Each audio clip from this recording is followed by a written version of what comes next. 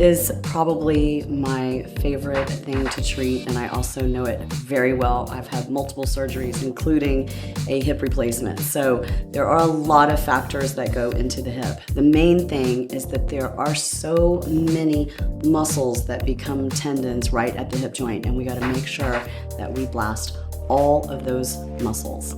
Also, the fascia, literally every single line of fascia in the body, other than the arm lines, somehow goes through the hip. So we want to be really, really diligent in treating our hip. I like to blast my hamstrings lying down on my back.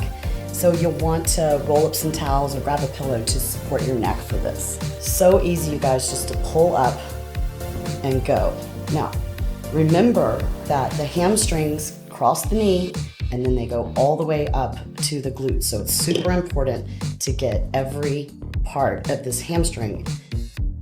The hamstrings are wide, so you got to go all the way across the leg and then a little bit across the knee, okay?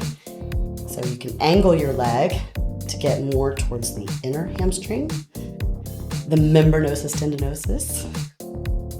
Run it back across the biceps femoris, and then move on over towards that IT band, and then the all-important glute hammy tie-in.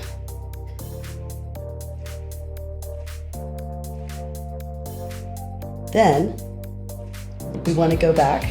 Once you feel some nice heat and some redness from the prep, this time you guys give it a little bit more vigor. And I want you to reserve the temptation to go like this and dig. That's not what we're doing. I like to lock my arms and make sure that I scapular depress so that I'm not up in my neck. Remembering that fascia is about the consistency of hair, and it's like brushing out a tangle in your hair. So you wouldn't grab that brush and rip through it. You would whisk through it. Okay, and again, the hamstrings are really big, so we gotta go all the way from the inside to the outside, and the ever important glute hammy tie-in.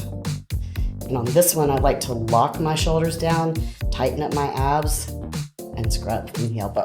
For the adductor region, I want you to remember that those muscles go all the way from the knee to the pubis. So I don't want you to be shy. This is not going to be a pretty process, but it's super important for really blasting the hip area. This is my favorite thing in the world to do because our adductors always tend to be tight. So I'm going to take the face blaster. It's just a little easier to hold than the master blaster, but what we're looking for are those little claws for the prep. And again, your preparations here, it's very fast and it's very light, okay? But I want to make sure that these tendons way up at the pubis get prepped with them. So you can come across it cross fiber, or you can move with the fibers. And the adductors are a little complicated. They've got fibers kind of going every direction, so you can't go wrong. We're gonna go back with the Mini 2. I love to one-hand the adductors here. And we're gonna be working into the myofascial tissue with the bigger claws. This time you can give it a little more zest. And I like to really hook my long adductors in the middle of these claws here. So I'm going to switch hands to get a little more leverage. So I have these claws on the adductor and these claws on the hamstring. So I'm just opening the fascial lines between the adductors and the hamstrings. Really, really effective for hip.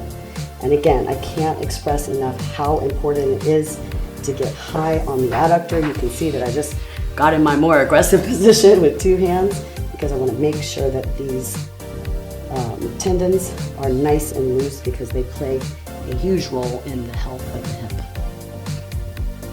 It is so important to address the quadriceps when we're talking about hip health. There are two very important lines of fascia that run through the quadriceps, and then our quadriceps become our primary hip flexors. So even though they go from the knee to the hip, if you want a good hip, you got to do the whole thing.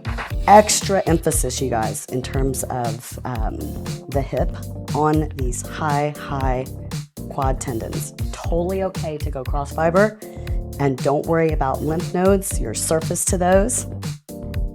Okay, so I got good and red there. And then we want to go ahead and work all the way down the quadriceps. Remember, you guys, the quads are a very big group of 4 muscles that go all the way to the knee. Actually, they go through the knee. They become the patella tendon. And then you have your anterior surface line of fascia, your deep anterior line of fascia, as well as your spiral line, all running through here. So we are doing a lot of structural fascial line work just by blasting the quads. So go until you start to turn red or till you feel that heat. We want to get a little deeper into the tissue as long as our tissue allows for it. And we're just gonna simply do the fascial blasting technique. I'm still light and I'm still fast, but I have been blasting for a long time, so the claws go right in. So only go to the depth that your body allows. And again, tons of attention, you guys, blasting all around these hip flexors. You can even take the claws and kind of scoop away to really get those tendons. You will have a very tight hip if your fascia and your tendons are having a party in your hip. And I don't mean a good party, I mean where they are stuck together. You want to separate those.